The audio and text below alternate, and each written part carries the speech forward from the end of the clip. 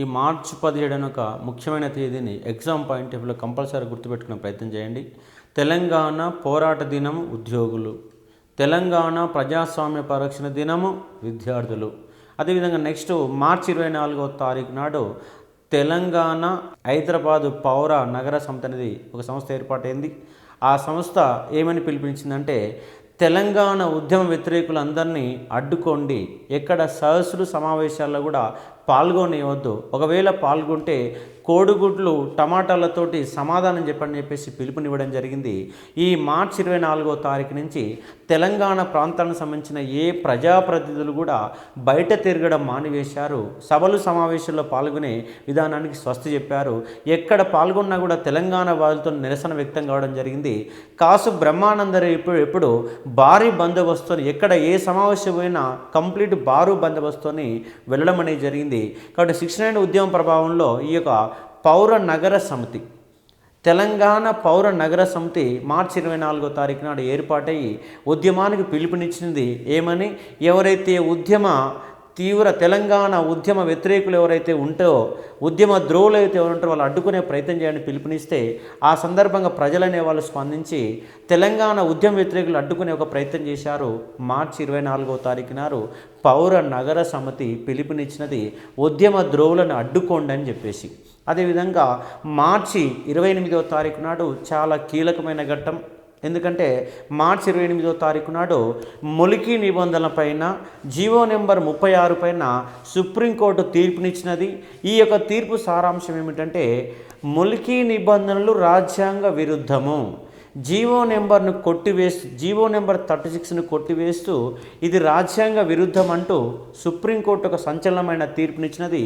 ఈ తీర్పు సందర్భంగా మార్చి 28వ తారీఖు నాడు ఉస్మానియా యూనివర్సిటీలో విద్యార్థులు అనేవాళ్ళు తీవ్రమైన ఆందోళన నిర్వహించారు.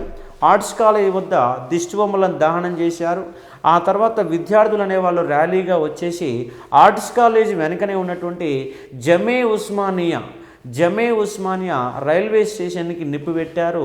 ఈ నిప్పిపెట్టిన సందర్భంగా 2 విద్యార్థులు ప్రమాదవశాత్తు ఆ మంటలలో పడి కాలి బూడిదైపోయారు. ప్రకాష్ కుమార్ జైను ఖమ్మం జిల్లావాసి, పి సర్వారెడ్డి మహబూబ్నగర్ జిల్లావాసి, వీళ్ళిద్దరూ కూడా ఇంజనీరింగ్ విద్యార్థులు. ఆ విద్యార్థులు తెలంగాణ ఆందోళనలో పాల్గొని ప్రమాదవశాత్తు జమే ఉస్మానియా సంఘటనలో వాళ్ళు మరణించడం జరిగింది. మార్చి 28వ తారీఖు నాడు సుప్రీంకోర్టు యొక్క నేపథ్యంలో ఆందోళన సందర్భంగా కాబట్టి మార్చి 28వ తారీఖు నాడు జమే ఉస్మానియా సంఘటన, సుప్రీంకోర్టు యొక్క తీర్పు, ఈ 2 అంశాలు మనము పరిశీలించాలి. అదేవిధంగా మార్చి 29వ తారీఖు నాడు, అంతకుముందే మార్చి 22వ తారీఖు నాడే తెలంగాణ ఉద్యమానికి మద్దతుగా తెలంగాణ మంత్రిగా ఉంటూ నేను ఎక్కడ కూడా ఆందోళనలో పాల్గొనలేకపోతున్నాను, ఈ ఆంధ్రప్రదేశ్ గవర్నమెంట్ తెలంగాణకు తీవ్రమైన అన్యాయం చేస్తుందని మార్చి 22వ తారీఖు నాడే తన రాజీనామా లేఖను ముఖ్యమంత్రి కాసు బ్రహ్మానందరెడ్డికి సమర్పించిన వ్యక్తులు అంటే కొండా లక్ష్మణ్ బాపూజీ. ఈ కొండా లక్ష్మణ్ బాపూజీ ఢిల్లీకి పోయి కూడా ప్రజలందరినీ కలిసి తాను తెలంగాణ రాష్ట్రాన్ని ప్రకటించకపోతే తాను రాజీనామా చేస్తానని చెప్పేసి ముందే హెచ్చరించాడు. కానీ కేంద్ర ప్రభుత్వం స్పందించలేదు. కానీ కొండా లక్ష్మణ్ బాపూజీ ఆ కేంద్ర స్పందన లేకపోవడంతో మార్చి 29వ తారీఖు నాడు తన పదవికి రాజీనామా చేసి ఆమోదించుకున్నాడు తెలంగాణ మంత్రిగా. అప్పుడు ఆయన నిర్వహిస్తున్న శాఖలు ఏంటంటే సమాచార శాఖ మంత్రి మరియు కార్మిక శాఖ మంత్రి, పౌర సంబంధాల శాఖ మంత్రి అని పిలుస్తారు. సమాచార శాఖ మంత్రిని పౌర సంబంధాల శాఖ మంత్రి అంటాడు. ఆ యొక్క శాఖకి కార్మిక మంత్రిగా పనిచేస్తున్నాడు. ఆ 2 శాఖలకి రాజీనామా సమర్పించాడు కొండా లక్ష్మణ్ బాపూజీ. కాబట్టి తెలంగాణ ఉద్యమంలో రాజీనామాలు కొత్త కాదు. కేసీఆర్ ఎన్నోసార్ల పదవులకు రాజీనామా చేశాడు. ఎమ్మెల్యే పదవికి రాజీనామా చేశాడు. డిప్యూటీ స్పీకర్ పదవికి రాజీనామా చేశాడు. అదేవిధంగా కేంద్ర మంత్రి పదవికి రాజీనామా చేసినాడు. ఎంపీ పదవికి రాజీనామా చేశాడు. దానితో పాటు తెలంగాణ ఉద్యమంలో ఎమ్మెల్యేలు చాలామంది రాజీనామాలు చేశారు. ఎంపీలకు తమ పదవులకు రాజీనామా చేశారు. కాబట్టి రాజీనామాల ద్వారా తెలంగాణ ఉద్యమాన్ని ముందుకు నడిపించిన నాయకులు తెలంగాణ ఉద్యమంలో చాలామంది కనిపిస్తారు. దానిలో మొదటి వరుసలో నిలబడ్డ వ్యక్తులు అంటే కొండా లక్ష్మణ్ బాబూజీ. కాబట్టి రాజీనామాల అస్త్రాన్ని మొట్టమొదటిసారిగా ఉపయోగించిన వ్యక్తులు అంటే కొండా లక్ష్మణ్ బాబూజీ. ఇదే కొండా లక్ష్మణ్ బాబూజీ మనకు 50 ఉద్యమ కాలంలో విశాలాంధ్ర ఉద్యమానికి మద్దతు తెలిపాడు. కానీ తర్వాత మారిన నేపథ్యంలో ఒక ప్రత్యేక తెలంగాణవాదిగా మారిన వ్యక్తులు అంటే కొండా లక్ష్మణ్ బాబూజీ. ఈ కొండా లక్ష్మణ్ బాబూజీ ఆదిలాబాద్ జిల్లా ఆ యొక్క సిరిసిల్ల తాలూకాలో ఉన్నటువంటి సిరిసిల్ల పరిధిలో ఉన్నటువంటి వాంకిడి గ్రామాన్ని, ఆసిఫాబాద్ పరిధిలో ఉన్నటువంటి వాంకిడి గ్రామానికి సంబంధించినవాడు. ఆదిలాబాద్ జిల్లా కేంద్రము ఇంతకు ముందు ఇవాళ ఆదిలాబాద్ జిల్లా కంటే ముందు ఆసిఫాబాద్ అనేది జిల్లా కేంద్రంగా కొనసాగింది. ఆ ఆసిఫాబాద్ పరిధిలో ఉన్నటువంటి వాంకిడి గ్రామానికి సంబంధించిన వాడు కొండా లక్ష్మణ్ బాబూజీ. కాబట్టి 69 ఉద్యమంలో మొట్టమొదటిసారిగా పదవికి రాజీనామా చేసి చివరి వరకు మరణించే వరకు కూడా ఉద్యమ బిడ్డగానే కొనసాగిన వ్యక్తి కొండా లక్ష్మణ్ బాబూజీ. అందుకే కొండా లక్ష్మణ బాబూజీని 3 తరాల ఉద్యమ నేతగా మనం పిలవచ్చు. ఎందుకంటే నాడు నైజాం వ్యతిరేక పోరాటంలో పాల్గొన్నాడు. నిజాము మీదనే డిసెంబర్ 4, 1947 డిసెంబర్ 4వ తారీఖు నాడు బాంబు దాడి చేయించిన వ్యక్తి కూడా కొండా లక్ష్మణ బాబూజీ. 69 ఉద్యమంలో పాల్గొన్నాడు. చివరికి 2011 నవంబర్ 1వ తారీఖు నుంచి నవంబరు 7వ తారీఖు వరకు ఢిల్లీలో నవంబర్లు అంటే చలి, తీవ్రమైన చలి ఉంటుంది. అలాంటి తీవ్రమైన చలిలో కూడా 96 సంవత్సరాల వయసులో కూడా తెలంగాణ కోసము పోరాటం చేసి అసలు బాసిన వ్యక్తులు అంటే కొండా లక్ష్మణ్ బాబూజీ. కాబట్టి ఒక నవయువకుడిగా చనిపోయే వరకు కూడా నవయువకుడిగా ఉండి ఎప్పుడు కూడా గాంధీ టోపుని విడవకుండా కొనసాగించిన వ్యక్తులు అంటే కొండా లక్ష్మణ్ బాబూజీ. ఆయన తెలంగాణ ప్రాంతంలో మొట్టమొదటిసారిగా పాదయాత్రల సంస్కృతి కూడా మొట్టమొదటిసారిగా అంకురార్పణ చేసి చదువుతున్న కొండా లక్ష్మణ్ బాబూజీ 1961లో మూసీ నదికి వరదలు వస్తే ఆ మూసీ నదులు వచ్చిన సందర్భంగా రైతులు అనేవాళ్ళు నష్టపోతే రైతులకు మద్దతుగా రైతులందరినీ మేల్కొల్పి వాళ్లకు నష్టపరిహారం అందజేసే విధంగా వాళ్లకు ధైర్యాన్ని చెప్పడం కోసం మొట్టమొదటిసారిగా మూసీ పరివాహక ప్రాంతంలో పాదయాత్ర సంస్కృతి మొదలుపెట్టిన వ్యక్తులు అంటే కొండా లక్ష్మణ్ బాబూజీ. అంతేకాకుండా కొండా లక్ష్మణ్ బాబూజీ సహకార ఉద్యమ నాయకుడు.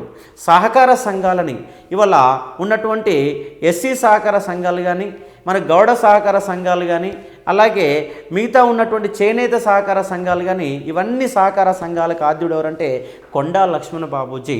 ఆయన రాష్ట్రంలో మంత్రిగా పనిచేశాడు, డిప్యూటీ స్పీకర్గా పనిచేశాడు. తెలంగాణ ఉద్యమాలకే తన జీవితాన్ని మొత్తం కూడా అర్పించినట్టు వ్యక్తులు అంటే కొండా లక్ష్మణ్ బాబూజీ. అతని భార్య కూడా శకుంతలాదేవి, ఆమె కూడా భారతదేశం ముద్దుబిడ్డనే. 1962లో భారత్ చైనా ఉద్యమం జరిగినప్పుడు, చైనా మధ్య యుద్ధం జరిగినప్పుడు ఆ యుద్ధంలో ఆ యొక్క రక్షణ బాధ్యతలు నిర్వహిస్తున్నటువంటి వీర సైనికులకు ఉచితంగా సేవలు అందించినటువంటి ఒక వైద్యురాలు అంటే శకుంతలాదేవి. ఆమె కూడా భారతదేశ స్వాతంత్ర సంగ్రామంలో పాల్గొన్న ఒక మహిళ.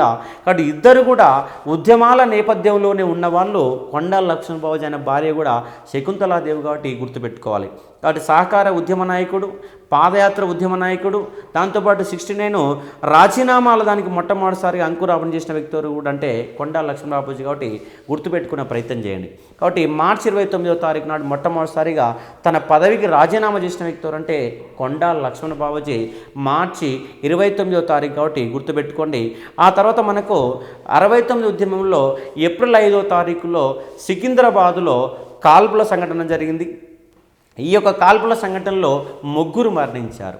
ఈ కాల్పుల సంఘటనకు ప్రధానమైన కారణం ఏంటంటే కమ్యూనిస్టు పార్టీ, సిపిఎం పార్టీ. ఈ సిపిఎం పార్టీ సికింద్రాబాద్లోని అంజలి చౌరస్తా సమీపంలో ఒక బహిరంగ సభను ఏర్పాటు చేసి ఒక సదస్సును ఏర్పాటు చేసింది. ఆ సభ యొక్క ప్రధాన ఉద్దేశం ఏంటంటే ప్రత్యేక తెలంగాణ అవసరం లేదు, కేవలం రక్షణలు కల్పిస్తే సరిపోతుందని చెప్పేసి కమ్యూనిస్టుల వాదులు వితండవాదం చేస్తున్న సందర్భంగా సమావేశాన్ని నిర్వహిస్తున్నారు. ఆ సమావేశం సందర్భంగా సమావేశాన్ని అడ్డుకోవడానికి కొంతమంది తెలంగాణ వాదులు అడ్డుకునే ప్రయత్నం చేశారు. అడ్డుకునే ప్రయత్నంలో కమ్యూనిస్టుల మధ్య తెలంగాణ వద్ద తీవ్రమైన ఘర్షణ జరిగితే పోలీసులు అనే వాళ్ళు లాఠీచార్జ్ చేశారు, కాల్పులు చేశారు. ఈ కాల్పుల సందర్భంగా ప్రకాష్ రావు అనే ఒక 18 సంవత్సరాల యువకుడు మరియు రాములు అనే ఒక మరొక యువకుడు, ఆయనతో పాటు ఒక మరొక వ్యక్తి, 3 వ్యక్తులు ఆ పోలీసు కాల్పుల్లో మరణించారు. ఈ ప్రకాష్ రావు అనే ఒక విద్యార్థి వేణు సంకోచ్, నల్గొండలో ఒక కవిగా ప్రముఖంగా పేరు పొందిన ఒక వేణు సంకోచ్ యొక్క బాల్యమిత్రుడు. ఈ కాల్పులు జరుగుతూ సమాచారం తెలియక బయటికి వెళ్ళి ఆ కాల్పుల సప్పుడినేసి ఇక మిత్రుడి యొక్క ఇంటికి వెళ్ళిపోవడం జరిగింది. అక్కడ ఒక అర్ధగంట సేపు వెయిట్ చేసిన తర్వాత ఇక కాల్పులు అయిపోయి ఉంటాయని చెప్పేసి ఆ వేణు సంకోచ్ వెళ్ళి ఇంటిలోకి బయటికి వెళ్ళగానే పోలీసులు ఆ యొక్క బజార్ల గుండా ప్రజల్ని మొత్తం పరిగెడుతుంటే ఆ పోలీసుని చూసిన ఒక ప్రకాష్ రావు అనే ఒక విద్యార్థి కూడా పరిగెత్తడం మొదలుపెట్టాడు.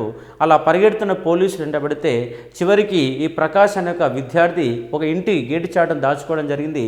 దాన్ని గుర్తించినట్టు పోలీసులు ఆ ప్రకాష్ని ఇంటికి వెళ్ళి బయటికి లాక్కొచ్చేసి పాయింట్ బ్లాంక్ రేంజ్లో తుపాకీ పెట్టి కాల్చి చంపేశారు. చంపివేసి ఒక ఉద్యమకారుడిగా చిత్రీకరించేందుకు ఒక చేతిలో పెట్రోల్ బాటిల్ మరొక చేతిలో కట్టెని చేతులలో ఉంచేసి ఫోటో తీసి ఒక ఉద్యమకారుడిగా చిత్రీకరించే ప్రయత్నం చేశాడు. అదేవిధంగా రాములు అనే ఒక మరొక విద్యార్థి కూడా ఈ యొక్క ప్రజలు అంటే కాల్పుల సందర్భంగా మహిళలు అనేవాళ్ళు ఎటుపోవాలో కూడా తెలియక కొంతమంది మహిళలు ఇబ్బందులు పడుతుంటే ఆ మహిళలందరూ ఒకవైపు చేర్చి వాళ్ళందరి కాల్పుల నుంచి కాపాడిన వ్యక్తులు అంటే రాములు అనే విద్యార్థి. కానీ తాను మాత్రం కాల్పుల నుంచి తప్పించుకోలేకపోయాడు. ఆ మహిళల్ని కాపాడే సందర్భంలో రాములు అనే విద్యార్థి పోలీసు తూటాలకు బలిపశువుగా మారడం జరిగింది. మరొక యువకుడు కూడా ఈ యొక్క సికింద్రాబాద్ 5వ తారీఖు జరిగిన కాల్పులలో మరణించిన సందర్భాలు మనకు కనిపిస్తాయి. దాంతోపాటు ఏప్రిల్ 6వ తారీఖు నాడు తెలంగాణ ఉద్యమంలో పాల్గొన్న నాయకులని మల్లికార్జున్ని మదన్ మోహన్ ఉస్మానియా యూనివర్సిటీ విద్యార్థి నాయకుడు మల్లికార్జును ఆయనతో పాటు మదన్ మోహన్ అనేటటువంటి తెలంగాణ ప్రజాసమితిని స్థాపించిన మదన్ మోహన్ని ఇద్దరు కూడా పీడీ యాక్ట్ కింద అరెస్ట్ చేయడం జరిగింది. ఇలా పీడీ యాక్ట్ కింద అరెస్ట్ చేసే సందర్భంగా మదన్ మోహన్ స్థానంలో తెలంగాణ ప్రజాసమితి యొక్క బాధ్యత స్వీకరించిన వ్యక్తులు అంటే ఎస్బి గిరి స్వీకరించడం జరిగింది. మదన్ మోహన్ మల్లికార్జున ఇద్దరు అరెస్ట్ చేశారు. దానితో పాటు మనకు ఏప్రిల్ 9వ తారీఖు నాడు గద్వాల్లో ఒక సీఎం సభ నిర్వహించాడు. ఈ సభ సందర్భంగా తెలంగాణ వాదులను తీవ్రంగా ఆటంకాలు ఏర్పాటు చేశాడు. రోడ్డు మీద 2-3 కిలోమీటర్ల వరకు కూడా ఎవరు లేకుండా చేసి ఇబ్బందులు పెట్టే ఒక ప్రయత్నం చేశారు. గద్వాల్లో సీఎం తీవ్ర ఆవేశంగా మాట్లాడుతూ తెలంగాణ మీద ఒక రెచ్చిపోయిన మాదిరిలో ప్రసంగించడం జరిగింది. కొన్ని అడ్డుకునే ఒక ప్రయత్నం కూడా చేశారు తెలంగాణ వాదులు. సభలో కొన్ని నినాదాలు చేశారు. కానీ పోలీసులు అనే వాళ్ళ తెలంగాణ నినాదాలు చేసే వాళ్ళందరూ కూడా అడ్డుకునే ప్రయత్నం కూడా చేశారు ఒక ఏప్రిల్ 9వ తారీఖు నాడు. దానితో పాటు ఒక ముఖ్యమైన అంశం ఏంటంటే ఏప్రిల్ 11వ తారీఖు తెలంగాణ ఉద్యమంలో చాలా కీలకమైన రోజు. ఏప్రిల్ 11వ తారీఖును తెలంగాణ ఉద్యమంలో కొంతమంది తెలంగాణ వాదులు ప్రత్యేక తెలంగాణ రాష్ట్రాన్ని ఇవ్వాలని శ్రీమతి ఇందిరాగాంధీ కలవడానికి ఢిల్లీ వెళ్ళారు. అలా ఢిల్లీ వెళ్ళిన వాళ్ళు మర్రి చెన్నారెడ్డి, కొండా లక్ష్మణ బాబుజీ, నూకల రామచంద్రారెడ్డి ఇలాంటి వాళ్ళు కొంతమంది వ్యక్తులు ప్రధానమంత్రిని కలవడం జరిగినది. ఈ కలిసిన నేపథ్యంలో ప్రత్యేక తెలంగాణ డిమాండ్ చేస్తే ఆమె ఇవ్వకుండా తెలంగాణ ప్రాంత వాళ్లకు న్యాయం చేసేందుకు ఏప్రిల్ 11వ తారీఖు నాడు పార్లమెంటులో ఆమె ఒక పథకాన్ని ప్రవేశపెట్టింది. ఆ పథకం పేరు ఏమిటంటే 8 సూత్రాల పథకం. దాన్నే అష్టసూత్రాల పథకంగా మనం పిలవడం జరుగుతుంది. ఆ అష్టసూత్రాల పథకంలో భాగంగా 8 సూత్రాలు ప్రకటించింది. ఆ 8 సూత్రాల పథకము తెలంగాణకు న్యాయం చేసిందా అన్యాయం చేసిన విషయాన్ని పక్కన పెడితే తెలంగాణకు మాత్రం న్యాయం చేయలేదని స్పష్టం చేయవచ్చు. కాబట్టి తెలంగాణ వాళ్ళు వ్యతిరేకించారు కాబట్టి పథకం కూడా అమల్లోకి రాలేదు. మరి 8 సూత్రాల పథకంలో ఏ అంశాలు ఉన్నవి అనేవి ఎగ్జామ్లో కంపల్సరీగా క్వశ్చన్ వస్తే మనకు ఆ నేపథ్యంలో మనము పరిశీలించాలి. ఈ ఏప్రిల్ 11వ తారీఖు నాడు పార్లమెంటులో అష్టసూత్రాల పథకాన్ని ప్రవేశపెట్టినటువంటి ప్రధానమంత్రి ఇందిరాగాంధీ. 5 సూత్రాలని 6 సూత్రాలని 8 సూత్రాలని ఈ 3 పథకాలను కూడా పార్లమెంటులో ప్రవేశపెట్టినటువంటి ప్రధానమంత్రి మనం బండ గుర్తుపెట్టుకోవచ్చు. ఎందుకంటే 1967 నుంచి 1977 వరకు 11 సంవత్సరాల పాటు భారతదేశానికి ప్రధానమంత్రిగా ఎవరు పనిచేశారంటే శ్రీమతి ఇందిరాగాంధీ పనిచేయడం జరిగింది. అంటే మనకు 69 ఉద్యమంలో వచ్చినటువంటి పథకము 8 సూత్రాల పథకము మరియు 5 సూత్రాల పథకము, జై తెలంగాణ ఉద్యమంలో వచ్చినటువంటి పథకాలు 2. అదేవిధంగా జయాంధ్ర ఉద్యమం ఫలితంగా వచ్చిన పథకం ఏంటంటే 6 సూత్రాల పథకం. కాబట్టి ఈ 3 పథకాలు ప్రవేశపెట్టింది కూడా శ్రీమతి ఇందిరాగాంధీ. మరి 8 సూత్రాల పథకాన్ని ఎలా గుర్తుపెట్టుకోవాలి, 5 సూత్రాల పథకాన్ని ఎలా గుర్తుపెట్టుకోవాలి, 6 సూత్రాల పథకాన్ని ఎలా గుర్తుపెట్టుకోవాలంటే మనం ఆ పాయింట్స్ చేసే ముందుగా ఒక చిన్న సబెడింగ్లు అనేవి గుర్తుపెట్టుకునే ఒక ప్రయత్నం చేయండి. కాబట్టి సబెడింగ్ల ఆధారంగా గుర్తుపెట్టుకుంటే ఆ పాయింట్ ఒక చిన్న పాయింట్ ఆధారంగా మొత్తం గుర్తుపెట్టుకోవడానికి అవకాశం ఉంటుంది. కాబట్టి ఈ 8 సూత్రాల పథకంలో 8 పాయింట్లు ఉన్నాయి. అష్ట సూత్రాలు 8 సూత్రాలు అని చెప్పేసి గుర్తుపెట్టుకోవాలి. మొట్టమొదటి సూత్రం ఏంటంటే తెలంగాణ ప్రాంతానికి మిగులు నిధుల అధ్యయనానికి కమిటీని నియమించుట. మొట్టమొదటి అంశం ఏంటంటే తెలంగాణ ప్రాంతానికి 1956 నుంచి 68 మధ్య జరిగినటువంటి మిగులు నిధులు, ఆంధ్ర ప్రాంతానికి తరలిపోయిన మిగులు నిధులని లెక్క తీయడానికి కమిటీని ఏర్పాటు చేయడం మొట్టమొదటి అంశం. కాబట్టి కమిటీని ఏర్పాటు చేస్తారు. మొట్టమొదటి దాంట్లో 8 సూత్రాల్లో మొట్టమొదటి అంశం ఏంటంటే కమిటీ ఏర్పాటు చేస్తారు. ఆ కమిటీ ఏం చేస్తుందంటే తెలంగాణ ప్రాంతం మిగులు నిధులు 56 నుంచి 68 ఈ 12 సంవత్సరాల కాలంలో జరిగినటువంటి ఆంధ్ర ప్రాంతం తరలించబోయినటువంటి నిధుల లెక్క తీయడానికి ఒక కమిటీని నియమిస్తారు. ఆ కమిటీ నెల రోజులలో రిపోర్ట్ ఇవ్వాలని చెప్పేసి కండిషన్ పెట్టారు మొట్టమొదటి సూత్రంలో. కాబట్టి మొట్టమొదటి సంవత్సరం తెలంగాణ ప్రాంతం అక్రమంగా తరలిపోయిన ఆంధ్ర ప్రాంతాన్ని తరలిపోయిన మిగులు నిధుల లెక్క తీయడానికి కమిటీ ఏర్పాటు చేయటం, ఆ కమిటీ నెల రోజులలో నివేదిక ఇవ్వటం. కాబట్టి అష్టసూత్రాల పథకంలో భాగంగా నియమించబడిన కమిటీ వశిష్ఠ భార్గవ కమిటీ. అఖిలపక్ష సమావేశం జనవరి 19, 1969 జనవరి 19 నాడు అఖిలపక్ష సమావేశం జీవో నెంబర్ 36 విడుదలైన సందర్భంగా నియమించబడిన కమిటీ లలిత్ కుమార్ కమిటీ. మళ్ళీ 69 జనవరి 23వ తారీఖున నియమించబడ్డ కమిటీ లలిత్ కుమార్ కమిటీ. మళ్ళీ 69 ఏప్రిల్ 23వ తారీఖున నియమించబడ్డ కమిటీ వశిష్ఠ భార్గవ కమిటీ. కాబట్టి 8 సూత్రాల పథకంలో భాగంగా నియమించబడ్డ కమిటీ ఏమిటని చెప్పేసి ఎగ్జామ్లో క్వశ్చన్ రావడానికి ఆస్కారం ఉంది. కాబట్టి వశిష్ఠ భార్గవ కమిటీ అని గుర్తుపెట్టుకోండి. ఈయన సుప్రీంకోర్టు యొక్క న్యాయమూర్తిగా పనిచేశాడు. ఆయన ఆధ్వర్యంలో కమిటీని ఏర్పాటు చేయడం జరిగింది. అంటే మొదటి అంశము కమిటీని ఏర్పాటు చేయడం, కమిటీ నెల రోజుల్లో నివేదిక ఇవ్వడం. ఇక రెండో అంశం ఏంటంటే కోల్పోయిన మిగులు నిధులను సమకూర్చడం అనేది రెండవ కండిషన్ అంటే ఈ యొక్క 56 నుంచి 68 మధ్య కోల్పోయిన మిగులున తెలంగాణ ప్రాంతానికి సమకూర్చి వాటి తెలంగాణ ప్రాంత అభివృద్ధి కోసం ఖర్చు పెట్టుట. అంటే దీనిలో భాగంగా కేంద్ర గవర్నమెంటు 4వ పంచవర్ష ప్రణాళికలలో తెలంగాణ ప్రాంతానికి 45 కోట్ల రూపాయలని విడుదల చేసినది సెంట్రల్ గవర్నమెంట్.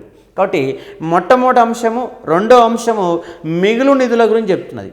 మొదటి అంశం మిగులు నిధులు లెక్కలు తీయడానికి కమిటీ ఏర్పాటు చేసి నెల రోజుల్లో నివేదిక ఇవ్వాలని చెప్తే, రెండో అంశము ఆ కోల్పోయిన మిగులు నిధులను సమకూర్చాలని చెప్పేసి రెండో అంశం చెప్తుంది. కాబట్టి ఈ రెండు అంశాలు గుర్తుపెట్టుకునే ప్రయత్నం చేయండి. అలాగే 3, 4 ఈ రెండు అంశాలు కూడా కమిటీలు. మూడో అంశం ఏంటంటే సీఎం అధ్యక్షతన తెలంగాణ ప్రాంత అభివృద్ధి కోసము ఒక కమిటీని నియమించుట. ఎవరి ఆధ్వర్యంలో? సీఎం ఆధ్వర్యంలో, చీఫ్ మినిస్టర్ ఆధ్వర్యంలో, రాష్ట్ర ముఖ్యమంత్రి ఆధ్వర్యంలో ఒక కమిటీని నియమించుట. ఆ కమిటీలో ఎవరెవరు సభ్యులుగా ఉంటారంటే, ఒక సభ్యుడు కేంద్ర ప్రణాళికా సంఘం సభ్యుడు ఉంటాడు, మరొకరు ఉంటారంటే తెలంగాణ ప్రాంత మంత్రులు ఉంటారు, మరొక ఎవరు ఉంటారంటే తెలంగాణ ప్రాంతీయ సంఘము అధ్యక్షుడు ఉంటారు.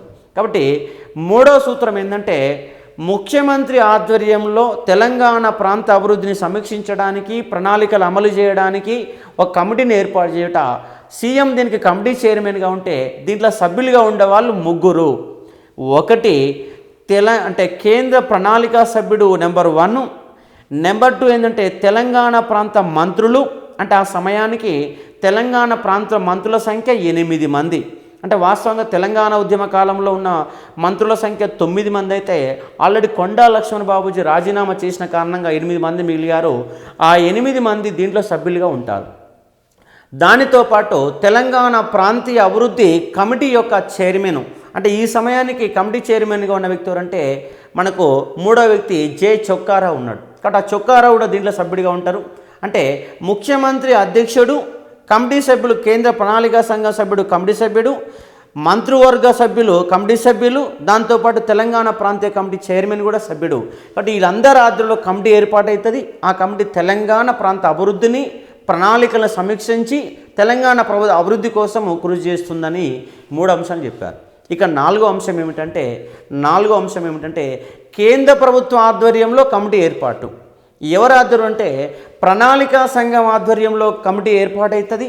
ఈ కమిటీలో కేంద్ర హోంమంత్రి మంత్రిత్వ శాఖ అధికారి సభ్యుడిగా ఉంటాడు, కేంద్ర ఆర్థిక మంత్రిత్వ శాఖ అధికారి సభ్యుడిగా ఉంటారు.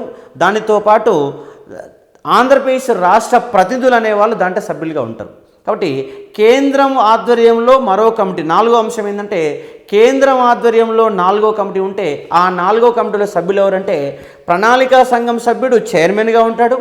దాంట్లో సభ్యులుగా ఉండేవాళ్ళు కేంద్ర హోంమంత్రిత్వ శాఖ అధికారి, కేంద్ర ఆర్థిక మంత్రిత్వ శాఖ అధికారి మరియు ఆంధ్రప్రదేశ్ రాష్ట్ర ప్రతినిధులు. అంటే రాష్ట్ర ప్రభుత్వం యొక్క అధికారి, 3 అధికారులతో ఒక కమిటీని ఏర్పాటు చేస్తారు. కాబట్టి 3, 4 కమిటీలకు సంబంధించినటువంటి అంశాలు. ఇక ఐదో అంశం ఏంటంటే తెలంగాణ ప్రాంతీయ అభివృద్ధి కమిటీకి ఎక్కువ అధికారాలు ఇవ్వడం. పెద్ద మనుషుల ఒప్పందంలో భాగంగా ఏర్పాటు చేయబడ్డటువంటి తెలంగాణ ప్రాంతీయ కమిటీ టీఆర్టీ అంటే తెలంగాణ రీజనల్ కమిటీ టీఆర్సీ అనేది ఒకటి ఉంటుంది. ఆ కమిటీ చైర్మన్కి ఎక్కువ అధికారాలు ఇవ్వడం అంటే తెలంగాణ ప్రాంతీయ అభివృద్ధి కమిటీకి ఎక్కువ అధికారాలు ఇవ్వడం అనేది ఐదో అంశం. ఇక ఆరో అంశం ఏంటంటే స్థానికుల ఉద్యోగాలు స్థానికులకు ఇవ్వాలి. అంటే తెలంగాణ ప్రాంతంలో ఉన్నటువంటి ఉద్యోగాలన్నీ తెలంగాణ యువకులకే తెలంగాణ నిరుద్యోగులకే కేటాయించాలనేది ఆరో అంశంగా మనము చూడాల్సిన అవసరం ఉంది. కాబట్టి ఐదో అంశం తెలంగాణ ప్రాంతీయ అభివృద్ధి కమిటీకి ఎక్కువ అధికారాలు ఇవ్వటం, ఆరో అంశము తెలంగాణ ప్రాంత ఉద్యోగాలు తెలంగాణ ప్రాంతం వారికి కేటాయించాలనేది ఆరో అంశంగా మనము పరిశీలించవచ్చు. ఇక ఏడో అంశం ఏంటంటే యూపీపీఎస్సీ ఆధ్వర్యంలో అంటే కేంద్రంలో యూనియన్ పబ్లిక్ సర్వీస్ కమిషన్ అంటే సివిల్స్ అధికారులు నియమించే ఒక వ్యవస్థ ఉన్నది. ఆ యూపీపీఎస్సీ ఆధ్వర్యంలో తెలంగాణ ప్రాంతంలో తలెత్తేటటువంటి ఉద్యోగులకు సంబంధించిన సమస్యలు తలెత్తుతాయి. ఆ సమస్యల పరిష్కారానికి అంటే ఉద్యోగులకు ఏమేమి సమస్యలు వస్తాయి, ఒకటి నియామకాలు, ఇంకోటి ప్రమోషన్లు, ఇంకేమైనా గందరగోళ వ్యవస్థ ఏర్పడితే ఆ సమస్యలను పరిష్కరించడానికి కేంద్ర ప్రభుత్వం ఆధ్వర్యంలో యూపీపీఎస్సీ ఆధ్వర్యంలో ఒక కమిటీని ఏర్పాటు చేస్తారు. అంటే మనకి ఏడో అంశం ఏంటంటే తెలంగాణ ప్రాంత ఉద్యోగుల సమస్యల పరిష్కారానికి యూపీపీఎస్సీ ఆధ్వర్యంలో ఒక కమిటీని ఏర్పాటు చేస్తారని ఏడో అంశం. ఇక ఎనిమిదో అంశం ఏమిటంటే ప్రధానమంత్రి సమక్షంలో తెలంగాణ ప్రాంత అభివృద్ధిని ప్రతి 6 నెలలకోసారి సమీక్ష జరపడము. అంటే తెలంగాణ రీజనల్ కమిటీ కానీ తెలంగాణ ప్రణాళిక సభ్యులు కానీ ఇవన్నీ వ్యవస్థలు మొత్తం కూడా తెలంగాణ అభివృద్ధిపైన సమీక్ష జరుపుతారు. మరి ఎక్కడ జరుపుతారంటే కేంద్రంలో ప్రధానమంత్రి ఆధ్వర్యంలో ప్రతి 6 నెలలకోసారి సమీక్ష జరపడం అనేది ఎనిమిదో అంశం. కాబట్టి 8 అంశాలు గుర్తుపెట్టుకుంటే మీకు కంపల్సరీగా ఎగ్జామ్లో 1 or 2 క్వశ్చన్స్ రావడానికి ఆస్కారం ఉంది. కాబట్టి మళ్ళొకసారి మనం చూస్తే మొట్టమొదటి అంశము మిగులు నిధుల అధ్యయనం కోసం కమిటీ ఏర్పాటు, నెల రోజులలో నివేదిక. రెండవ అంశం కోల్పోయిన మిగులు నిధులను సమకూర్చడం. మూడో అంశము ముఖ్యమంత్రి ఆధ్వర్యంలో కమిటీ ఏర్పాటు. నాలుగో అంశం కేంద్ర ప్రణాళికా సంఘం ఆధ్వర్యంలో కమిటీ ఏర్పాటు. ఐదో అంశము తెలంగాణ ప్రాంతీయ సంఘానికి ఎక్కువ అధికారాలు ఇచ్చుట. ఆరో అంశము తెలంగాణ ప్రాంత ఉద్యోగాలు తెలంగాణ వారికి ఇవ్వడం. ఏడో అంశము ఉద్యోగుల సమస్యల పరిష్కారానికి యూపీపీఎస్సీ ఆధ్వర్యంలో ఒక కమిటీని ఏర్పాటు చేయడం. ఇక ఎనిమిదో అంశం ఏంటంటే ప్రధానమంత్రి సమక్షంలో ప్రతి 6 నెలలకోసారి తెలంగాణ ప్రాంత అభివృద్ధిని సమీక్ష జరపడం అనేది 8వ సూత్రం. కానీ ఈ యొక్క 8 సూత్రాల పథకము 8 సూత్రాల పథకం అనేది అమల్లోకి రాలేదు. తెలంగాణ ప్రాంత వాళ్ళు వ్యతిరేకించారు.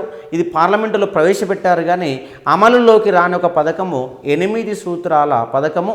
దీనివల్ల ఎలాంటి న్యాయం కూడా జరగలేదు. ఎందుకంటే దీంట్లో చెప్పారు కానీ మళ్ళీ ముఖ్యమంత్రి ఎవరంటే ఆంధ్ర ప్రాంతం వాసే ఉన్నాడు కాబట్టి తెలంగాణకు న్యాయం జరిగే ఒక పరిస్థితి లేదు. తెలంగాణ మంత్రులు అనే వాళ్ళు కూడా సీమాంధ్ర ఆధిపత్యంలో పనిచేస్తున్నారు, వాళ్ళు కూడా ఎలాంటి న్యాయం జరిగే పరిస్థితి లేదు. పైగా రాష్ట్రంలో దేశంలో 17 రాష్ట్రాలు ఉన్నాయి. 69 నాటికి భారతదేశంలో ఉన్న రాష్ట్రాల సంఖ్య 17 రాష్ట్రాలు. 1956లో మొత్తం భారతదేశంలో ఉన్న రాష్ట్రాల సంఖ్య 14 రాష్ట్రాలు. 56 నాటికి 60లో ఏర్పడిన రాష్ట్రం గుజరాత్ రాష్ట్రం, 63లో ఏర్పడిన రాష్ట్రం నాగాలాండ్ రాష్ట్రం, 66లో ఏర్పడిన రాష్ట్రము హర్యానా రాష్ట్రం. అంటే 69 నాటికి భారతదేశంలో ఉన్న రాష్ట్రాల సంఖ్య 17 రాష్ట్రాలు. ఈ 17 రాష్ట్రాలు కాదని మనొక సప్రాంతమైన ఒక తెలంగాణ ప్రాంతం మీద ప్రధానమంత్రికి ఏమి పని లేనట్టు సమీక్ష జరుపుతారట. కాబట్టి ఇది ఒక హాస్యాస్పదము. ప్రధానమంత్రి సమీక్ష జరపలేదు, తెలంగాణ ప్రాంతానికి న్యాయం కూడా జరగలేదు. కాబట్టి ఈ యొక్క ముఖ్యమైన అంశాన్ని గుర్తుపెట్టుకోండి. ఏప్రిల్ 11వ తారీఖు నాడు ఇది పార్లమెంటులో ప్రవేశపెట్టిన పథకము 8 సూత్రాల పథకము. కంపల్సరీగా ఎగ్జామ్లో ఈ అంశాన్ని పరిగణలో దృష్టిలో పెట్టుకొని చదివే ఒక ప్రయత్నం చేయండి. పైగా 8 సూత్రాలు, 5 సూత్రాలు, 6 సూత్రాలు పక్కపక్క 3 పేజీలలో రాసుకొని డిఫరెన్స్ కూడా మీరు పరిశీలించాలి. ఉదాహరణకు మనకు 8 సూత్రాల పథకంలో 7వ అంశం ఏముందంటే యూపీపీఎస్సీ ఆధ్వర్యంలో ఉద్యోగుల సమస్యల పరిష్కారానికి ఒక సంఘాన్ని ఏర్పాటు చేస్తారని చెప్పారు. అదే మనకు 6 సూత్రాల పథకంలో 4వ సూత్రంగా ఉంటుంది. ఉద్యోగుల సమస్యల పరిష్కారానికి ట్రిబ్యునల్ను ఏర్పాటు చేయాలని చెప్పేసి 6వ సూత్రంలో ఉంది. అంటే 8 సూత్రాల పథకంలో ఉన్న వ్యవస్థ ఏమిటంటే యూపీపీఎస్ ఆధ్వర్యంలో కమిటీ ఏర్పాటైతే 6 సూత్రాల పథకంలో 4వ సూత్రం ఏంటంటే ట్రిబ్యునల్ ఏర్పాటు చేస్తారు ఉద్యోగుల సమస్యల పరిష్కారానికి. కాబట్టి దాన్ని పక్కన పెట్టుకొని చూస్తే మనకు ఎగ్జామ్ నేపథ్యంలో మనకు ఎలాంటి ఇబ్బందులు లేకుండా ఒక తారతమ్యాలను కంప్లీట్గా మనం చర్చ చేసుకోవడానికి అవకాశం ఉంది. కాబట్టి ఈ నేపథ్యంలో విద్యార్థి చదవడానికి ప్రయత్నం చేయాలి. ఇది ఏప్రిల్ 11వ తారీఖు జరిగినటువంటి 8 సూత్రాల పథకము, 8 సూత్రాల పథకం. ఆ తర్వాత మనకు ముఖ్యమైన తేదీ చరిత్రలో జై తెలంగాణ ఉద్యమంలో ముఖ్యమైన తేదీ మే 1వ తారీఖు. మే 1వ తారీఖుని డిమాండ్స్ డేగా జరుపుకున్నారు. డిమాండ్స్ డే అంటే కోరికల దినము. మరి ఈ కోరికల దినంలో ఏమని డిమాండ్స్ పెట్టారంటే ఒక 4 డిమాండ్స్ పెట్టారు. ఆ 4 డిమాండ్స్ ఏంటంటే మొట్టమొదటి డిమాండ్ ప్రస్తుతం ఉన్నటువంటి ఆంధ్రప్రదేశ్ ముఖ్యమంత్రిని పదవి నుంచి తొలగించాలి, నెంబర్ 1 కండిషన్. రెండవ కండిషను ముఖ్యమంత్రి స్థానంలో రాష్ట్రపతి పాలన ప్రవేశపెట్టాలనేది రెండవ కండిషన్. మూడవ కండిషన్ ఏంటంటే తెలంగాణ ఉద్యమంలో మరణించిన వారి కుటుంబాలని ఆదుకోవాలనేది మూడవ కండిషన్. ఇక 4వ కండిషన్ ఏంటంటే తెలంగాణ ప్రాంతం మీద ఉద్యమకారుల మీద పెట్టిన కేసులన్నీ మీద న్యాయ విచారణ జరిపించి న్యాయం చేయాలనేది 4వ కండిషన్. కాబట్టి ఈ యొక్క నేపథ్యంలో తెలంగాణ ప్రాంత ఉద్యోగాలు తెలంగాణకి ఇవ్వాలనే నేపథ్యంలో డిమాండ్స్ డేని నిర్వహించారు మే 1వ తారీఖు. కాబట్టి ఈ యొక్క మే 1వ తారీఖు నాడు మనకు జై తెలంగాణ ఉద్యమంలో రక్తసిక్తంగా మారినటువంటి ఒక దినోత్సవం ఈ యొక్క మే 1వ తారీఖు కోరికల దినము, డిమాండ్స్ డే.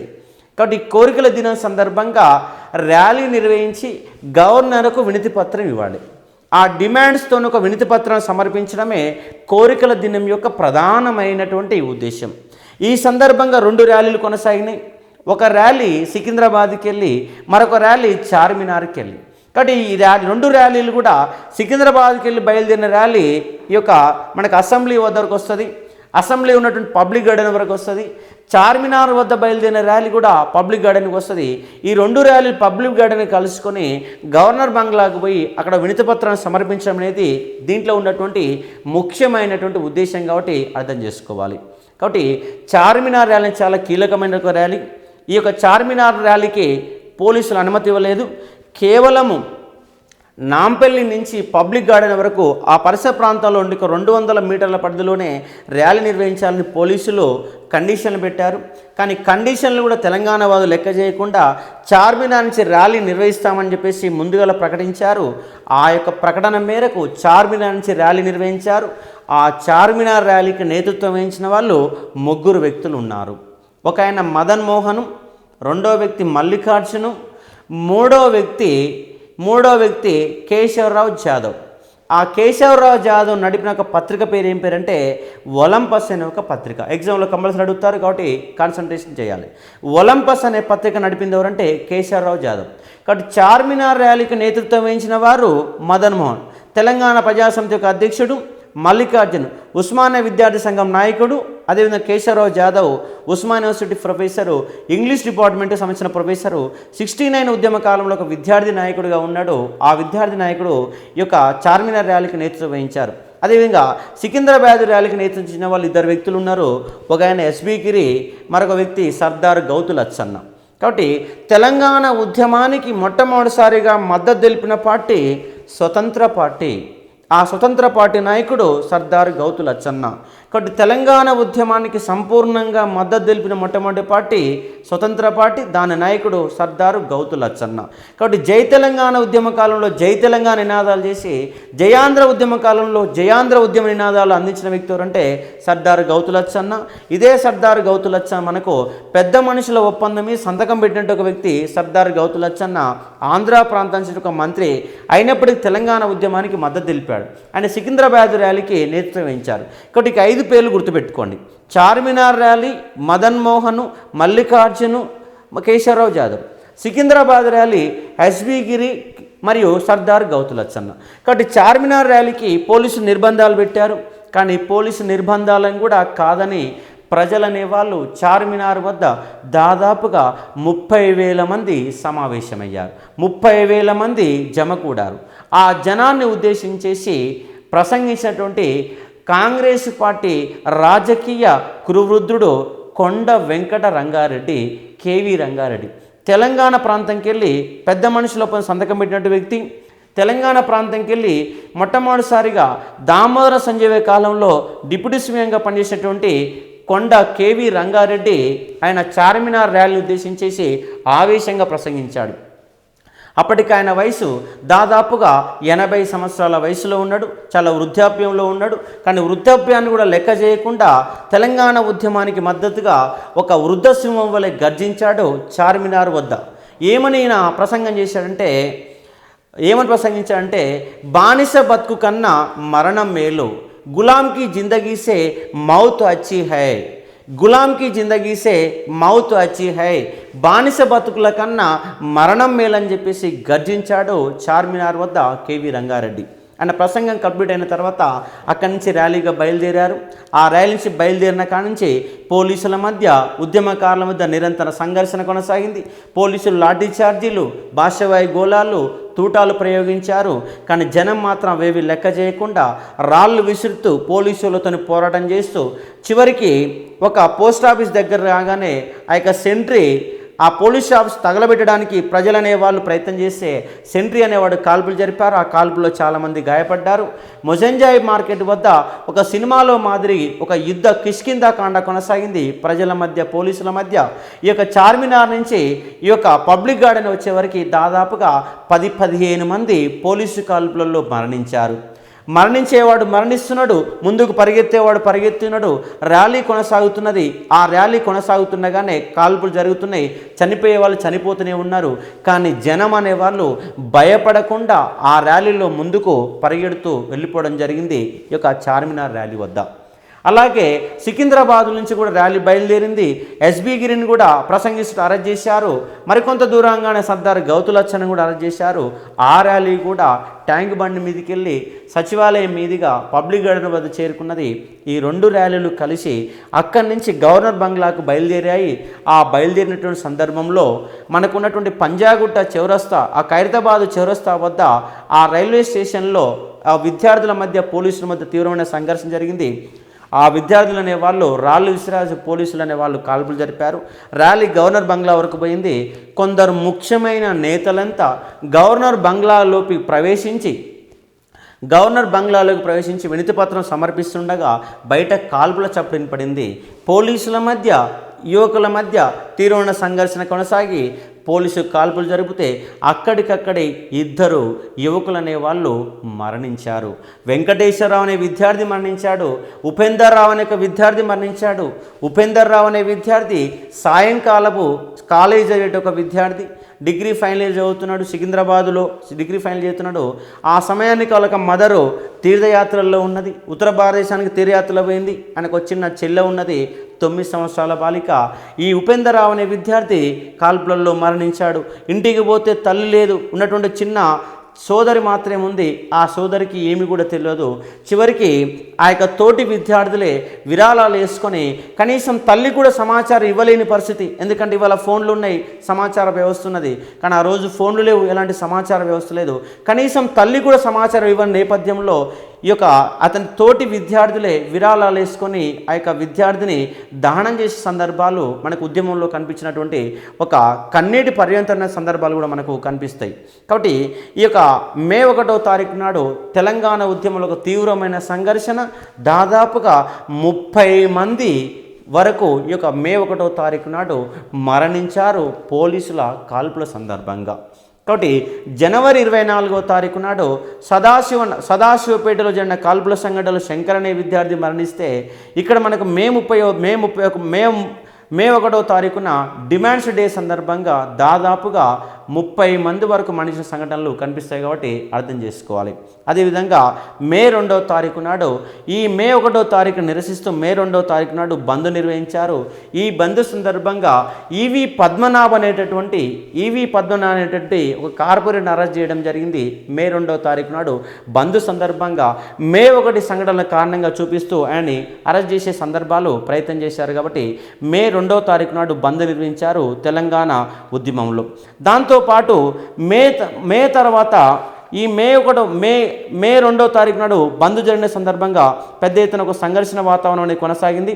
దానితో పాటు మే 2వ తారీఖు నాడు ఒక పోలీసు వ్యాను పైన కొంతమంది యువకులు బాంబు దాడి చేశారు.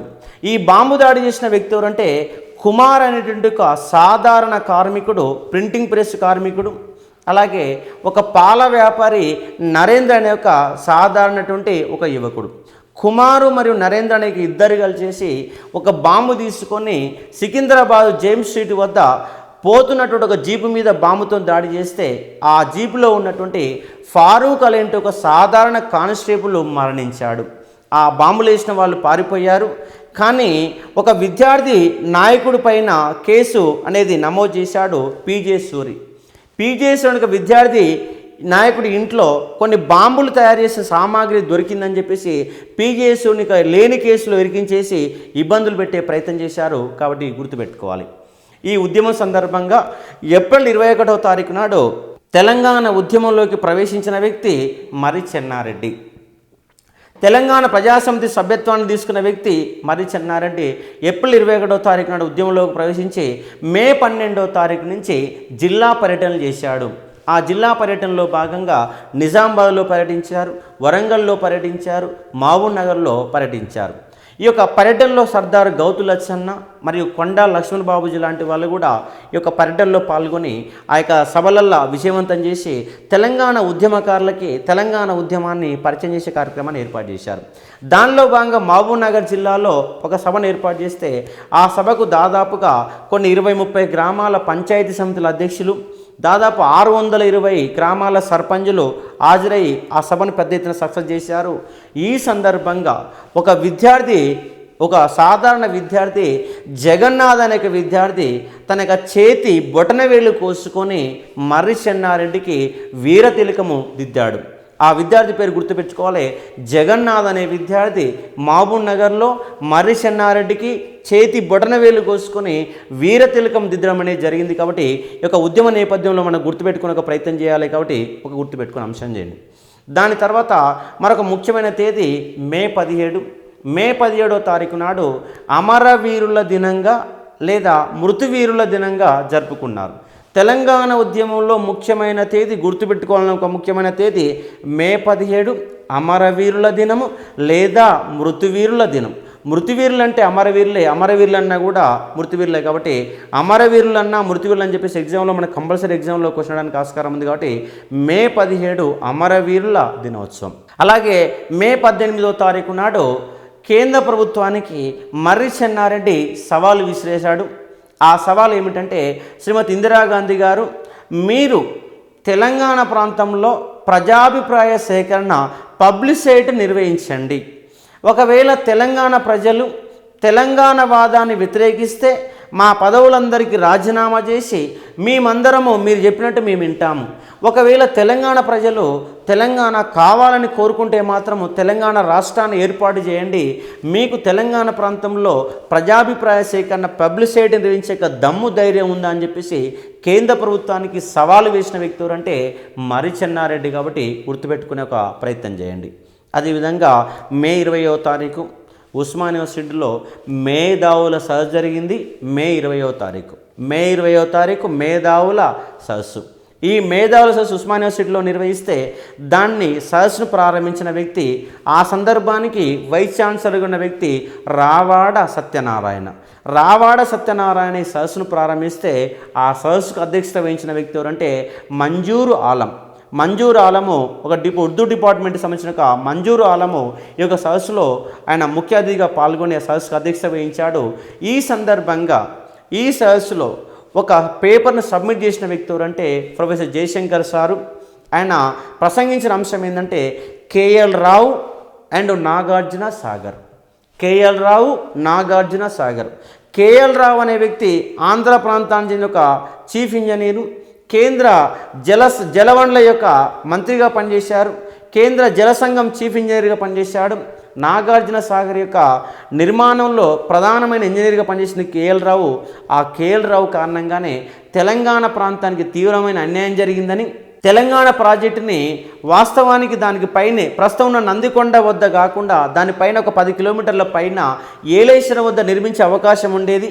కానీ 2 రాష్ట్రాల ఉమ్మడి ప్రాజెక్టుగా చేపట్టేందుకు తెలంగాణ మహబూబ్ నగర్కు నీళ్లు ఇవ్వకుండా చేసేందుకు, ఆ నీళ్లను సీమాంత ప్రాంతానికి ఎక్కువగా తరలించేందుకు దాని యొక్క ప్రాంతాన్ని మార్చి నందికొండ వద్ద ఏర్పాటు చేశారని, ఆ నందికొండ వద్ద ఏర్పాటు చేసినప్పుడు ఎడమ కాలువని కేవలము నల్లగొండ జిల్లాకు, ఖమ్మం జిల్లాకు నీళ్ళు ఇవ్వాల్సిన అవసరం ఉండగా దాన్ని కృష్ణా యొక్క జిల్లాలోకి పొడిగించడానికి గల ప్రధాన కారణము కేఎల్ రావు అని, ఒక కేఎల్ రావు కారణంగానే నల్లగొండ జిల్లా ప్రజలకు ఫ్లోరైడ్ బాధ నుంచి విముక్తి పొందే సందర్భం కల్పించబడలేదని, ఒకవేళ ఏలేశ్వరం వద్ద నాగార్జున సాగర్ ప్రాజెక్టును నిర్మించి ఉంటే నల్లగొండ జిల్లాలో ఫ్లోరైడ్ బాధిత గ్రామాల మొత్తం కూడా సాగునీరు ఇవ్వడానికి అవకాశం ఉండేది.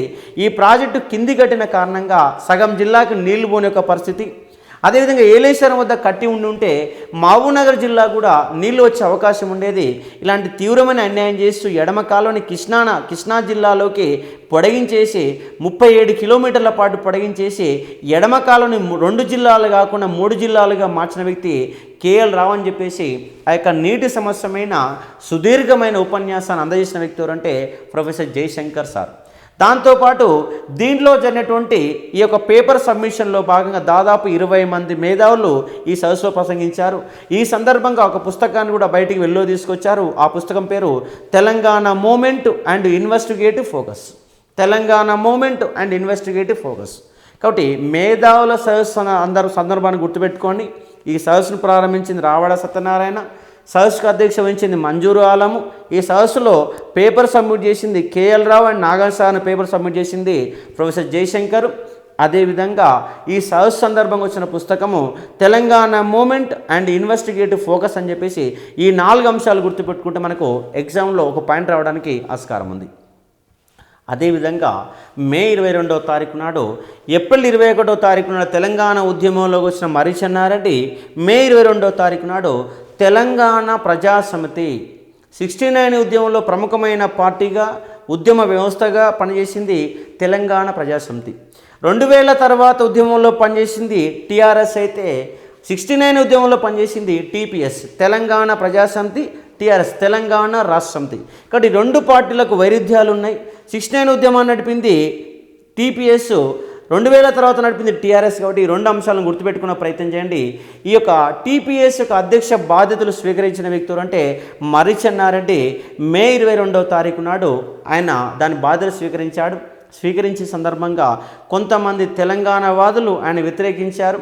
మర్రి చెన్నారెడ్డి ఉద్యమాన్ని పక్కదారి పట్టిస్తాడని, ఉద్యమాన్ని అమ్మేస్తాడని చాలామంది తీవ్రంగా వ్యతిరేకించారు. దాంట్లో శ్రీధర్ రెడ్డి అనే ఒక విద్యార్థి నాయకుడు మర్రి చెన్నారెడ్డిని వ్యతిరేకిస్తూ ఆయన పోటీ తెలంగాణ ప్రజాసమితిని ప్రారంభించాడు. పోటీ తెలంగాణ ప్రజాసమితిని ప్రారంభించిన వ్యక్తి ఎవరంటే శ్రీధర్ రెడ్డి అనే ఒక విద్యార్థి. కాబట్టి గుర్తుపెట్టుకోండి. కాబట్టి తెలంగాణ ప్రజాసమితి యొక్క బాధ్యతలు మే 22వ తారీఖు నాడు అధ్యక్ష బాధ్యత స్వీకరించిన వ్యక్తి మర్రి చెన్నారెడ్డి. కాబట్టి తెలంగాణ ప్రజాసమితి అనేది ఫిబ్రవరిలో తెలంగాణ పీపుల్స్ కన్వెన్షన్గా ఏర్పాటైంది. దాని మొట్టమొదటి యొక్క కన్వీనర్ మదన్ మోహన్, ఆ యొక్క చైర్మన్గా అధ్యక్షుడిగా పనిచేసి మదన్ మోహన్ అయితే దానికి కార్యదర్శులుగా పనిచేసింది నాగం కృష్ణారావు, మరియు ఎమ్మెల్సీగా ఎన్నికైన వెంకటరామరెడ్డి అనేవాళ్ళు దానికి కార్యదర్శిగా పనిచేశారు. దాని తర్వాత కాలంలో టీపీఎస్గా మార్చారు, తెలంగాణ ప్రజాసమితిగా మార్చారు. దాని యొక్క బాధ్యతని మే 22వ తారీఖు నాడు స్వీకరించిన వ్యక్తి ఎవరంటే మర్రి చెన్నారెడ్డి. కాబట్టి జై తెలంగాణ ఉద్యమం అనేది 2వ దఫా ఉద్యమంగా మారిపోయింది మే 22వ తారీఖు తర్వాత. కాబట్టి మే 22వ తారీఖు చరిత్రలో చాలా కీలకమైన ఘట్టం. తెలంగాణ ఉద్యమాన్ని ముందు తీసుకుపోవడానికి ఒక అధినేత దొరికాడు. ఆ అధినేత మర్రి చెన్నారెడ్డి మే 22వ తారీఖు నాడు దాని యొక్క బాధ్యతలు అనేవి స్వీకరించాడు. కాబట్టి గుర్తుపెట్టుకోండి. అదేవిధంగా మనకు మే 24వ తారీఖు నాడు కేఆర్ రామోస్ ఉద్యోగ సంఘంలో ప్రసంగిస్తూ జూన్ 1వ తారీఖులోగా తెలంగాణ రాష్ట్రాన్ని ప్రకటించకపోతే రక్తం పారుతున్న హెచ్చరికలు జారీ చేస్తే మన యొక్క రాష్ట్ర ప్రభుత్వం ఆయన పీడీ యాక్ట్ కింద అరెస్ట్ చేయడం జరిగినది. దానితో పాటు గవర్నర్ ఖండూభాయ్ దేశాయ్ తన విచక్షణాధికారులు ఉపయోగించి ఆర్టికల్ 311 సెక్షన్ 2 ప్రకారం, ఆర్టికల్ 311 సెక్షన్ 2 ప్రకారం, ఈ సెక్షన్ గుర్తుపెట్టుకోవాలి, ఎగ్జామ్లో క్వశ్చన్ రావడానికి ఆస్కారం ఉంది. ఆర్టికల్ 311 సెక్షన్ 2 ప్రకారము ఉద్యోగులు డిస్మిస్ చేశారు ఈ యొక్క కేఆర్ రామోస్ని. కానీ కేఆర్ రామోస్కి ప్రజలు అండగా నిలబడ్డారు. ఆయన ఉద్యోగం డిస్మిస్ చేస్తే జీతం రాదని చెప్పేసి చాలామంది తెలంగాణ వాదులు విరాళాలను సేకరించేసి ఆ విరాళాన్ని పోగు చేసి పత్రికా కార్యాలయాలకు పంపించేసి కేఆర్ రామోస్కు చేరే విధంగా చేశారు తెలంగాణ ఉద్యమకారులు. కాబట్టి గుర్తుపెట్టుకునే ఒక ప్రయత్నం చేయండి. అదేవిధంగా ఈ యొక్క 69 మే 29వ తారీఖు నాడు మార్కిస్ట్ ఫోరం అధ్యక్షుడు శ్రీనివాసరావు మరియు కార్యదర్శి రంగేలో ఒక ప్రకటన జారీ చేస్తూ శ్రీధర్ రెడ్డితో కలిసి పనిచేస్తామని మర్రిచెన్నాడిని తీవ్రంగా వ్యతిరేకించారు. కాబట్టి గుర్తుపెట్టుకోండి. అదే సందర్భంగా తన చీఫ్ విప్ పదవికి రాజీనామా చేసిన వ్యక్తి ఎవరంటే కె రామచంద్రారెడ్డి అనే వ్యక్తి తన చీఫ్ విప్ పదవికి తన రాజీనామా కూడా ప్రకటించాడు మే 29వ తారీఖు నాడు. కాబట్టి గుర్తుపెట్టుకునే ఒక ప్రయత్నం చేయండి. ఈ ఉద్యమంలో ఉండే ముఖ్యమైన అంశాలు. అదేవిధంగా మే 29వ తారీఖు నాడు తెలంగాణ ఉద్యమ నాయకుడు మల్లికార్జును పరీక్షలను రద్దు చేయాలని వీసీ రావడ సత్యనారాయణకు వినతిపత్రం సమర్పించాడు. ఎందుకంటే అంతకుముందే రావడ సత్యనారాయణ విద్యార్థులారా పరీక్షలు రాయండి, మీ సంవత్సర కాలం వృధా అయిపోతుందని చెప్పేసి పిలుపునిచ్చాడు. దానికి వ్యతిరేకంగా మన యొక్క విద్యార్థి నాయకుడు మల్లికార్జున వ్యక్తి ఇప్పుడు పరీక్షలు నిర్వహించడం కూడదని చెప్పేసి ఒక వినతిపత్రం కూడా సమర్పించాడు. కాబట్టి ఇది మే నెలలో జరిగినటువంటి ఒక ముఖ్యమైన అంశాలు. అదేవిధంగా మే 31వ తారీఖున మరొక చిన్న సంఘటన జరిగింది. ఆ చిన్న సంఘటన ఏంటంటే చెంచల్గూడ జైల్లో జరిగింది. చెంచల్గూడ జైల్లో జరిగింది. ఆ చెంచల్గూడ జైల్లో తెలంగాణ ఖైదీల మీద ఆంధ్ర ఖైదీలు అనేవాళ్ళు దాడి చేశారు. ఆ దాడి సందర్భంగా దాదాపుగా 50 మందికి పైన తెలంగాణ ఖైదీలు అనేవాళ్ళు తీవ్రంగా గాయపడ్డారు. అక్కడ చెంచల్గూడని జైలు నిర్మించిన వ్యక్తి ఎవరంటే మీర్ మహబూబ్ అలీ ఖాన్ అనే వ్యక్తి చెంచల్గూడ జైలుని నిర్మించినటువంటి ఒక నిజాము రాజు మీర్ మహబూబ్ అలీ ఖాన్.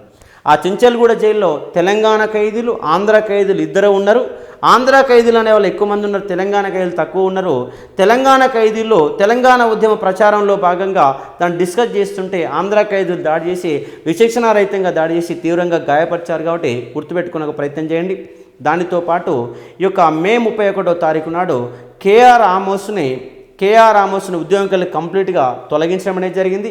దాంతోపాటు ఈ యొక్క మే 31వ తారీఖు నాడు భారతీయ క్రాంతి దళ్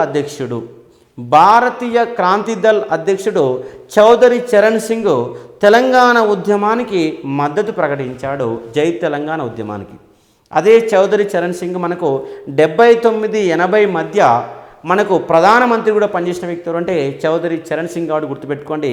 ఆయన 69 ఉద్యమ కాలంలో క్రాంతి దళ్ యొక్క అధ్యక్షుడిగా పనిచేశాడు. కాబట్టి ఇవి మే నెలలో జరిగిన ముఖ్యమైన కార్యక్రమాలు. అదేవిధంగా మే 31వ తారీఖు నాడు అమరవీరుల జ్ఞాపకార్థం ఒక స్తూపాన్ని నిర్మించాలని, వాళ్ళ జ్ఞాపకార్థం స్తూపాలు నిర్మిస్తే మనం తలుచుకున్నట్టు అవుతుందని చెప్పేసి శ్రీధర్ రెడ్డి అనే విద్యార్థి నాయకుడు మొట్టమొదటిసారిగా డిమాండ్ చేశాడు. ఆ డిమాండ్ మేరకే 1970 ఫిబ్రవరి 23వ తారీఖు నాడు అమరవీరుల స్తూపాన్ని నిర్మించడం జరిగింది. కాబట్టి 2 అంశాలు గుర్తుపెట్టుకునే ప్రయత్నం చేయండి.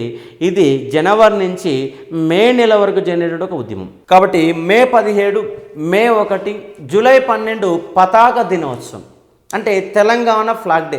కాబట్టి ఒక 5-6 తేదీలు ముఖ్యమైన తేదీలు. కాబట్టి కంపల్సరీగా ఎగ్జామ్లో జతపరచండి అని క్వశ్చన్ అడుగుతాడు. అంటే జతపరచడం అంటే ఇటు ఒక 4 ఇచ్చేసి అటు 4 ఇచ్చేసి జతపరచని క్వశ్చన్ అడుగుతున్నారు.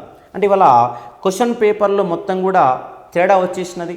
ఇవాళ క్వశ్చన్లు అన్నీ కూడా పావు మార్క్ క్వశ్చన్లు వస్తున్నాయి. అంటే అర్థం ఏంటంటే ఇవాళ తెలంగాణ మూమెంట్లో 150 క్వశ్చన్లు ఇస్తే ఆ 150 క్వశ్చన్లలో కింద మనకు ఒక్కొక్క దాని కింద 4 ఆప్షన్లు ఇస్తున్నాడు. అంటే 150 × 4 600.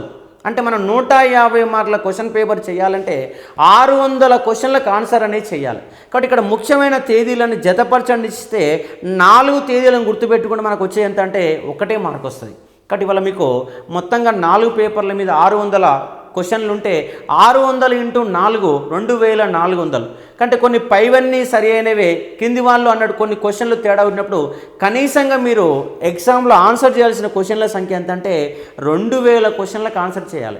కాబట్టి ఇవాళ ఓల్ అండ్ సోల్గా మొత్తం సబ్జెక్టు మీద గ్రిప్ ఉంటే తప్ప క్వశ్చన్లు చేయలేని పరిస్థితుల్లో ఇవాళ మనకు చరిత్ర అనేది కొనసాగుతుంది. కాబట్టి ఆ విధంగా మీరు చదివే ఒక ప్రయత్నాన్ని చేయాలి.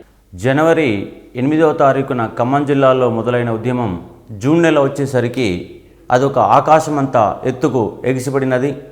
మే 22వ తారీఖు నాడు తెలంగాణ ప్రజాసమితి బాధ్యతలు తీసుకున్నటువంటి మర్రిచెన్నారెడ్డి ఈ జూన్ నెల ఉద్యమానికి మొత్తంగా తన నేతృత్వం వహించడం అనేది జరిగింది. జూన్ నెలలో అండ్ జూలై నెలలో సెప్టెంబర్ నెల వరకు ఉద్యమం పెద్ద ఎత్తున కొనసాగి ఎంతోమందిని బలి తీసుకున్న సంఘటన కూడా ఇక్కడ జరగడం జరిగింది. మార్చి 29వ తారీఖు నాడు తన మంత్రి పదవికి రాజీనామా చేసినటువంటి కొండా లక్ష్మణ్ బాబూజీ జూన్ 1వ తారీఖు నాడు తెలంగాణ ప్రాంతీయ కాంగ్రెస్ పార్టీని ఏర్పాటు చేయడం జరిగింది. ఈ తెలంగాణ ప్రాంతీయ కాంగ్రెస్ పార్టీ తెలంగాణ ఉద్యమంలో ప్రముఖ పాత్ర పోషించింది. కాకపోతే ఎన్నికలలో పెద్దగా ఫలితాలు సాధించకపోయినప్పటికీ తెలంగాణ ఉద్యమంలో మాత్రం చాలా క్రియాశీలకమైన పాత్ర పోషించిన ఒక పార్టీ తెలంగాణ ప్రాంతీయ కాంగ్రెస్. ఈ ప్రాంతీయ కాంగ్రెస్ పార్టీకి ఏఐసిసి గుర్తింపునివ్వాలని చెప్పేసి కూడా చాలా డిమాండ్లు కూడా రావడం జరిగింది. కానీ ఏఐసిసి మాత్రం దీనికి గుర్తింపునివ్వలేదు. ఈ తెలంగాణ ప్రాంతీయ కాంగ్రెస్కు అధ్యక్షుడిగా కొండా లక్ష్మణ్ బాబూజీ జూన్ 1వ తారీఖు నాడు కాంగ్రెస్ పార్టీ కార్యాలయం జరిగినటువంటి సమావేశంలో ఆయన కాంగ్రెస్ పార్టీ అధ్యక్షుడిగా ఎన్నుకోవడం జరిగింది. దీనికి ఉపాధ్యక్షులుగా కోదాటి రాజమల్లు, సంగం లక్ష్మీబాయి, దీంట్లో కార్యవర్గ సభ్యులుగా రాజారాం, హయగ్రీవాచారి, రామచంద్రారెడ్డి, సభ్యులుగా మర్రి చెన్నారెడ్డి లాంటి కొంతమంది వ్యక్తులు దీంట్లో సభ్యులుగా జాయిన్ కావడం జరిగినది. తెలంగాణ ఉద్యమంలో ప్రముఖ పాత్ర పోషించిన ఒక పార్టీ తెలంగాణ ప్రాంతీయ కాంగ్రెస్. దీంతోపాటు జూన్ నెలలో తెలంగాణ ఉద్యమం ఆకాశం అంతా ఎగిసిపడినది. జూన్ 2వ తారీఖు, 3వ తారీఖు, 4వ తారీఖు ఈ 3 రోజుల్లో జరిగిన సంఘటనలో దాదాపుగా 68 మంది తుపాకీ కాల్పులకు బలైపోయారని చెప్పేసి మర్రి చెన్నారెడ్డి తెలంగాణ ప్రజాసమితి ఆరోపించడం జరిగింది. కానీ ప్రభుత్వ లెక్కల ప్రకారం దాదాపుగా 30 మంది మరణించారు ఈ యొక్క జూన్ నెలలోనే.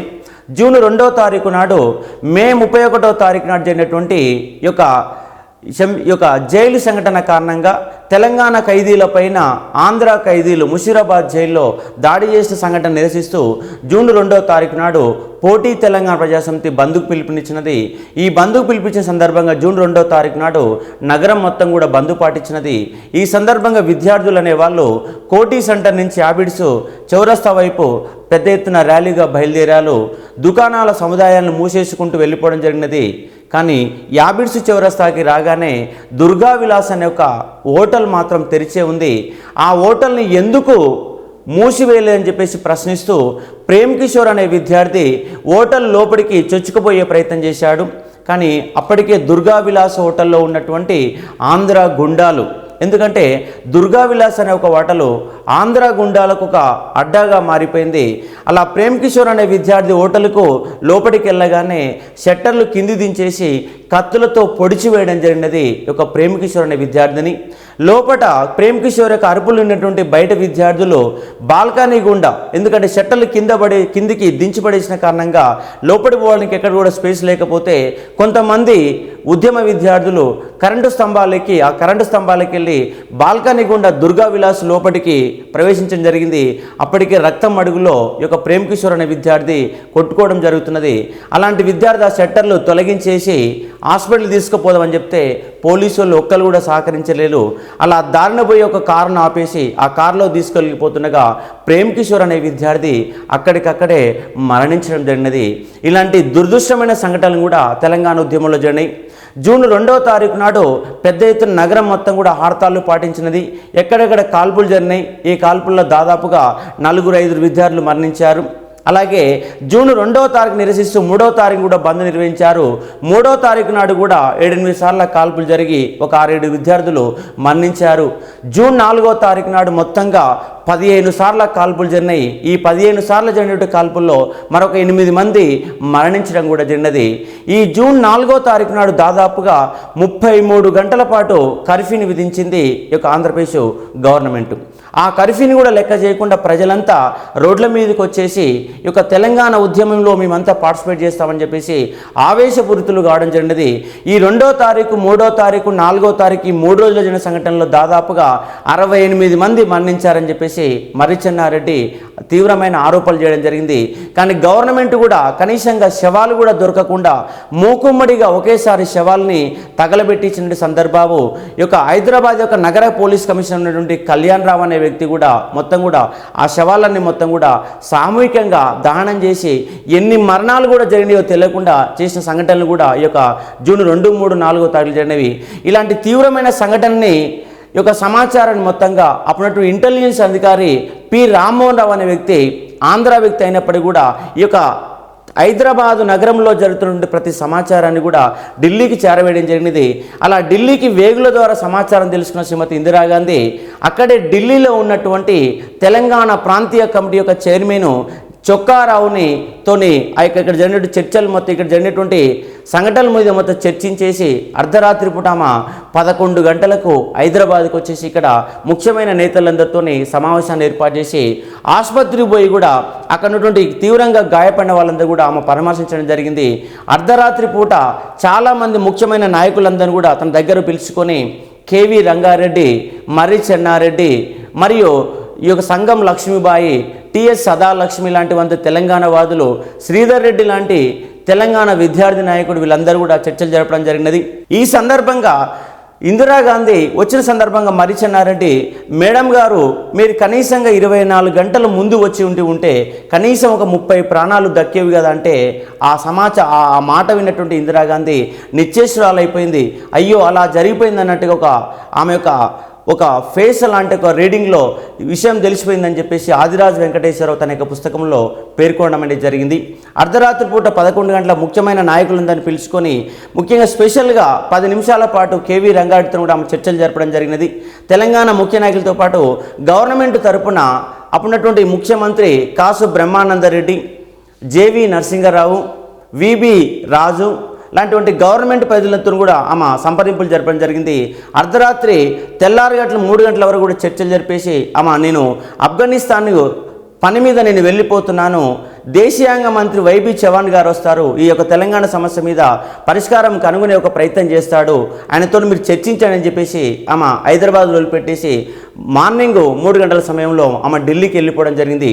ఇలా 2వ తారీఖు, 3వ తారీఖు, 4వ తారీఖు తెలంగాణ చరిత్రలో ఒక రక్త తర్పణంగా మారిపోయిన సంఘటనలు మనకు కనిపిస్తాయి. కాబట్టి విద్యార్థులు ఈ యొక్క ముఖ్యమైన సంఘటనల్ని ఒక అధ్యయనం చేసి ఒక ప్రయత్నం చేయాలి. అదేవిధంగా జూన్ 6వ తారీఖు నాడు తెలంగాణ రచయితల సమావేశాన్ని హైదరాబాదులో కాళోజీ నారాయణరావు అధ్యక్షతన కొనసాగడం జరిగింది. ఈ కాలేజీ అధ్యక్షుడు సమావేశంలోనే ఒక కమిటీని ఎన్నుకున్నారు. ఆ కమిటీ యొక్క చైర్మన్గా, కమిటీ అధ్యక్షుడిగా ఎన్నికైన వ్యక్తి అంటే కాళోజీ నారాయణరావు కమిటీ అధ్యక్షుడిగా ఎన్నుకోవడం అనేది జరిగింది.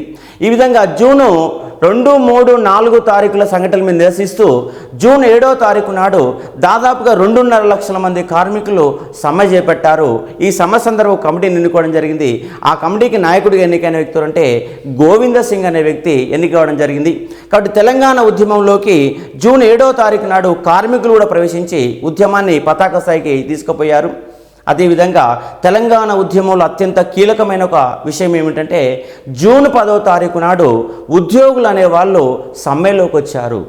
జూన్ 10వ తారీఖు నుంచి జూలై 16వ తారీఖు వరకు దాదాపుగా 37 రోజుల పాటు సమ్మె చేయడం జరిగింది తెలంగాణలో ఉన్నటువంటి అందరు ఉద్యోగులు కూడా.